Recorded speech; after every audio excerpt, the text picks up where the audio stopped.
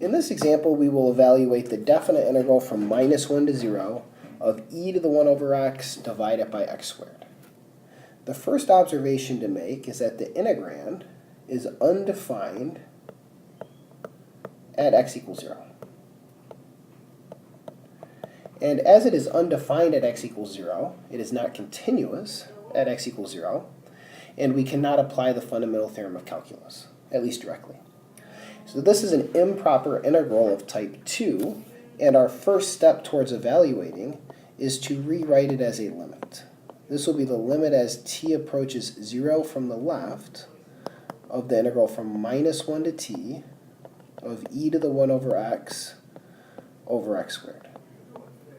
And we can now apply the fundamental theorem of calculus to this resulting definite integral.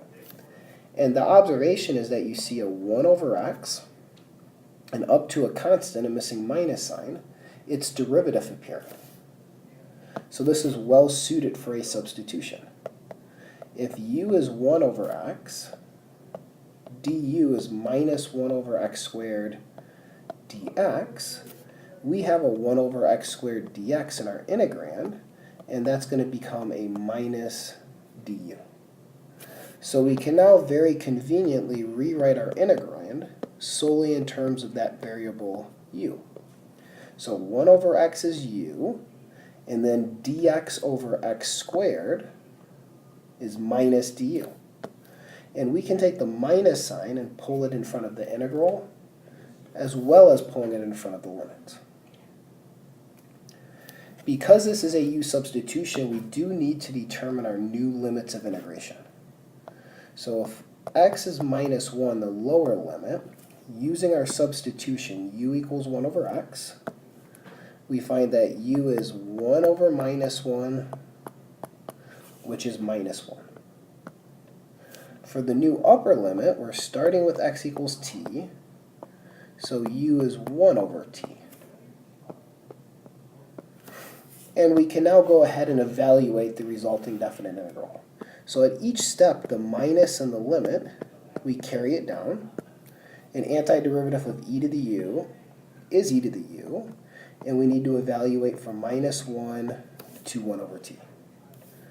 So we plug in u equals 1 over t, put a minus sign, and we plug in u equals -1.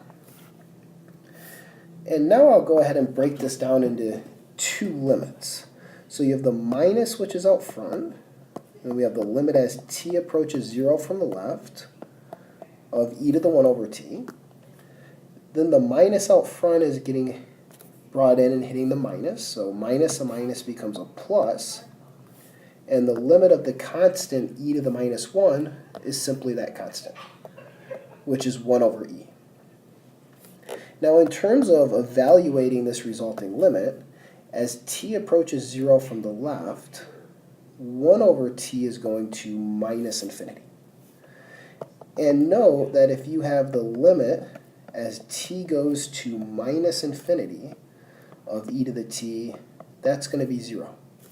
So the value of this entire limit is 0, and 0 plus 1 over e gives us our solution, 1 over e.